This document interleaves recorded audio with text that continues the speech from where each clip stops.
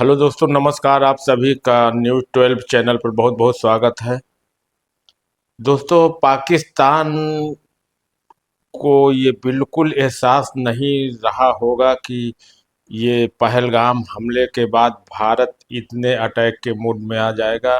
वो तो यही जान रहा था कि जैसे और आतंकी घटनाएं वो करता रहा है और उसके बाद भारत अल्टीमेटम देता था, उसको वो इग्नोर कर जाता था। भारत के अल्टीमेटम को वो बिल्कुल वजन ही नहीं देता था। तो वो यही इस बार भी कुछ ऐसा ही समझ रहा था कि भारत केवल बड़े बड़े भाषण देंगे और कुछ इसमें जवाबी कार्रवाई करने की इनके पास हिम्मत नहीं है। लेकिन जो कुछ किया इस बार भारत ने जवाबी कार्रवाई पर, उसको लेकर पाकिस्तान ने कभी भविष्य में सोचा न रहा होगा कि इतनी बड़ी कार्रवाई भारत कर देगा। और बिल्कुल जैसे आप ये कह सकते हो कि किसी के बिल्कुल हाथ पैर काट दो, उसी तरीके की कार्रवाई भारत ने की। और पाकिस्तान अपने आप को बिल्कुल पंगु नजर आया और तब वो अमेरिका के पास भागा सुलह के लिए। और ये एक बात, दूसरी बात ये भी है कि यदि अमेरिका के पास वो 10 तारीख को सुबह जब भारत की ब्रह्मोस मिसाइल रावलपिंडी के पास गिरी, उसके परमाणु एयरबेस के पास, तो तब पाकिस्तान को पूरी घबराहट हुई और वो कहीं ना कहीं इस उधेड़ बुन में लग गया कि अब इस युद्ध को कैसा कैसे रोका जाए, सुलह कैसे की जाए, और वो उसने अमेरिका की शरण ली। तो बिल्कुल भारत ने ऑपरेशनल सिंदूर की कार्रवाई में बिल्कुल पाकिस्तान को सटीक सटीक जगह पे कार अटैक किया है और उससे पाकिस्तान बिल्कुल तहस नहस और असहाय सा हो गया इस युद्ध में। भारत ने पाकिस्तान के तमाम एयरपोर्टों को जहां उड़ाया, वहीं उसके एयर ट्रैफिक कंट्रोल को भी ध्वस्त किया, वहां की बिजली बत्ती को भी ध्वस्त किया।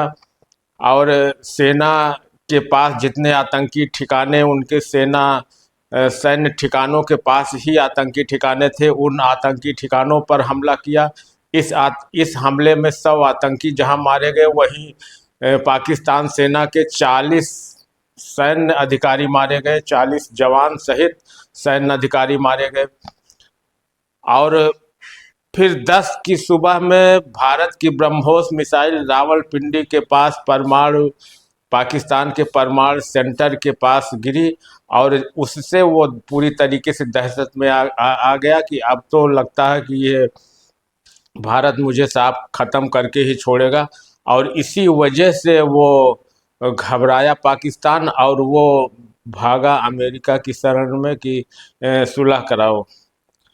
अब दूसरी बात, सवाल ये भी उठता है कि जब इतनी घबराहट हुई, भागा, तो सुलह समझौते के 3 घंटे बाद वो फिर बॉर्डर पे क्यों गोलीबारी और गोले गोले शुरू हुई? अगर इतनी घबराहट उसकी हुई थी तो 3 घंटे बाद बॉर्डर पे गोलाबारी और गोली क्यों फिर शुरू हुई समझौते के बाद? तो दोस्तों, मैं एक बात ये बता दूं आपको कि रस्सी टूटती जरूर है, रस्सी सड़ जाती है, गल जाती है, टूट जाती है, लेकिन उसका बल नहीं जाता है। तो पाकिस्तान की जो फितरत रही है, वहाँ की सरकार कुछ अलग कहती है, सेना कुछ अलग कहती है। सेना का सैन्य अधिकारी कुछ अलग कहेगा, उससे नीचे के अधिकारी की सोच कुछ अलग होगी।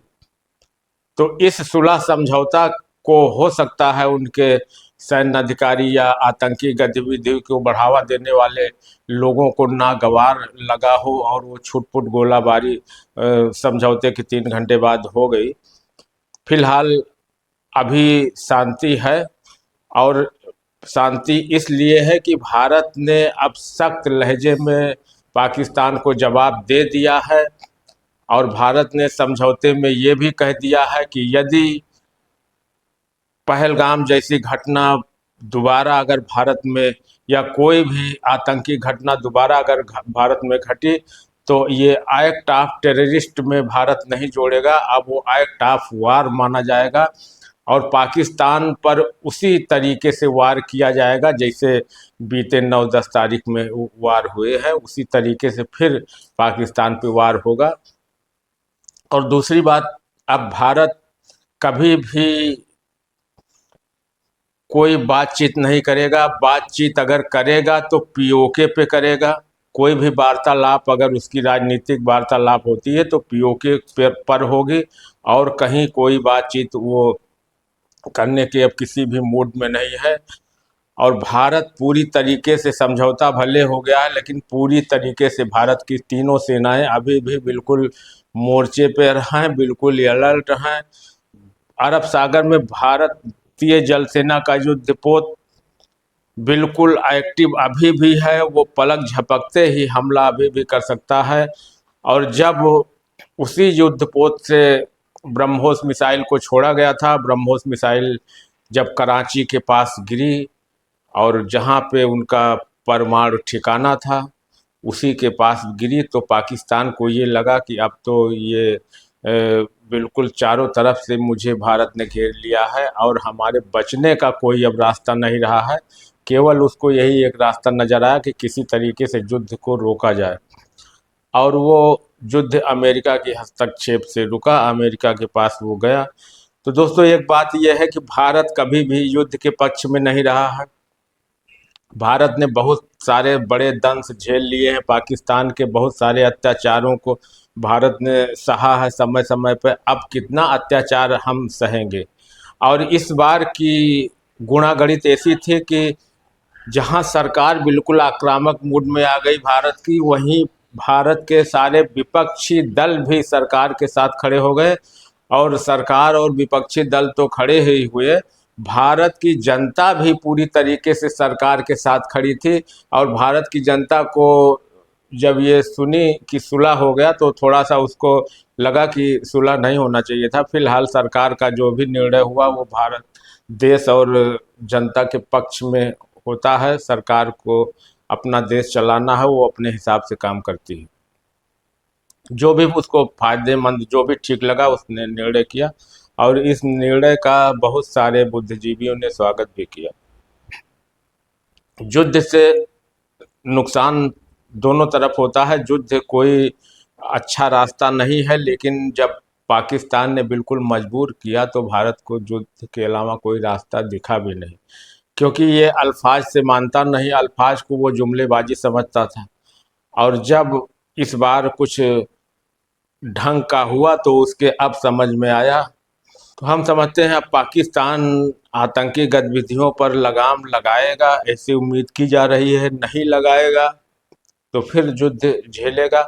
और ये युद्ध तो इस तरीके का होने जा रहा था कि अगर 10 तारीख को सही समय पर पाकिस्तान चेत गया और उसको ये दिमाग में आ गई कि अब ये किसी तरीके से सुलह कर लिया जाए, नहीं तो हो सकता है जिस तरीके से अटैक भारत ने शुरू किया था और चारों तरफ से घेरा हुआ था, अगर भारत के अटैक 10 तारीख और 11 तारीख को 2 दिन हो जाते तो हो सकता है से पाकिस्तान साफ हो जाता। ऐसी संभावनाएं जताई जा रही थी, ऐसी संभावनाएं दिख रही थी। तो ये बिल्कुल सही पाकिस्तान ने किया, सही वक्त पे सरेंडर कर गया और सुलह का रास्ता अपना लिया। इसी में उसकी भी भलाई थी। तो दोस्तों इस वीडियो में बस इतना ही। मिलेंगे हम किसी नेक्स्ट वीडियो में नई जानकारी के साथ। धन्यवाद।